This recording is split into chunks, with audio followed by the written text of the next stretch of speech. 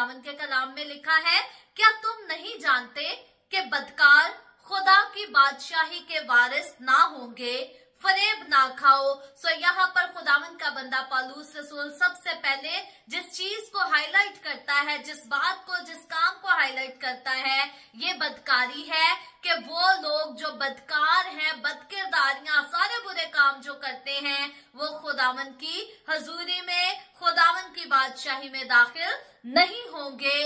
और फिर बयान किया गया है, ना हरामकार खुदा की बादशाही के वारिस होंगे। अब हरामकार किन्हें कहा जाता है? वो सारे काम जिनको बाइबल मुकद्दस में खुदा ने हराम करार दिया है कि ये काम करना हराम है, ये खाना हराम है, या किसी गलत जगह पर जाना हराम है। वो सारे लोग जो ऐसे काम करते हैं वो हरामकार कहलाते हैं। जैसा आज हम देखते हैं कि मर्द मर्द से सोबत करता है, खुदा की नजर में ये काम मकरूह हराम है।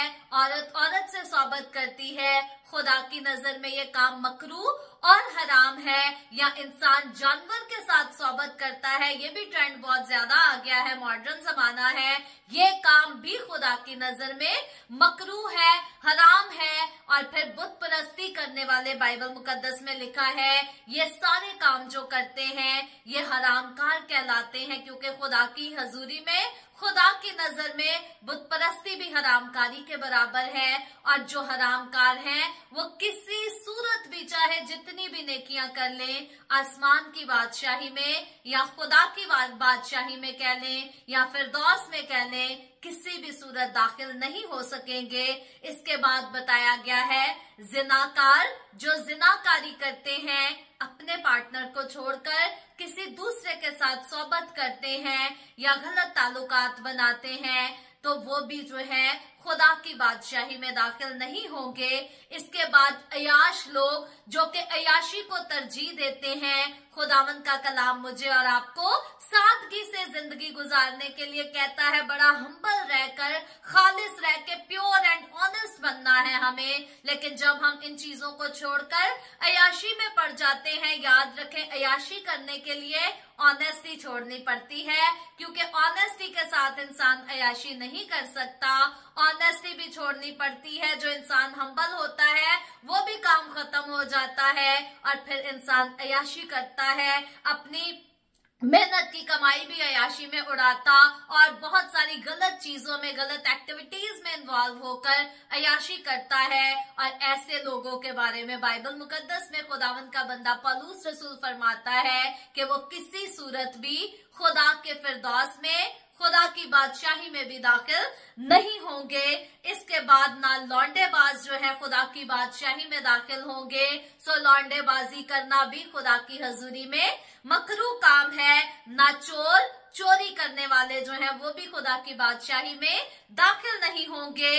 फिर लिखा है ना लालची और ना शराबी। सो वो लोग जो किसी भी चीज का लालच अपने दिल में रखते हैं या शराब पीते हैं, कभी कभार पी लें या रोज रोज पी लें, कोई भी शराब पीने वाले आसमान की बादशाही में दाखिल नहीं होंगे। इसके अलावा गालियां बकने वालों के लिए खुदावंद का बंदा यहाँ पर क्लियर करता है। और सिर्फ याद रखें कि खुदावंद का रसूल यहाँ पर क्लियर नहीं कर रहा, बल्कि मुकाशफा की किताब में भी इस बात को क्लियर किया गया है कि गालियां बकने वाले भी किसी सूरत भी खुदा की बादशाही में दाखिल नहीं होंगे। उसके बाद जालिम के लिए लिखा गया है कि जालिम भी खुदा की बादशाही में दाखिल नहीं होंगे।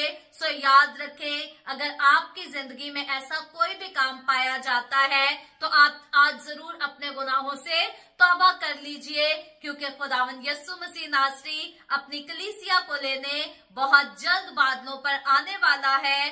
तो जब भी खुदावंद यीशु आए, हम कहीं इधर ही ना रह जाएं, हमें शर्मिंदा होकर दुख उठाना ना पड़े, बल्कि खुदावंद यीशु की आमद के लिए हर वक्त तैयार रखें, ताकि जब वो आए तो हम बादलों पर उड़कर उसका इस्तकबाल कर सकें। और अगर हमारे जीते जी खुदावंद यीशु बादलों पर ना भी आया तो मौत का तो कुछ पता नहीं कब आ जाए। सो अपनी जिंदगी से हर किस्म की बुराई को दूर करें, अपना दिल खुदावंद को दें और खुदावंद के साथ चलना सीखें। याद रखें, जो खुदा के साथ चलते हैं खुदावंद में बरकत पाते हैं, खुदावंद में बढ़ते चले जाते हैं। खुदावंद उनको कभी शर्मिंदा होने नहीं देता, खुदावंद उनको कभी हलाक नहीं होने देता, बल्कि उनकी जिंदगियों में मुश्किलात भी आती हैं, मुसीबतें भी आती हैं, सतावट भी आती है, लेकिन खुदावंद उनकी ढाल बनके उनके साथ खड़ा होता और उनको संभालता है। खुदावंद आज के कलाम के वसीला से आप सबको बहुत बरकत दे। आमीन।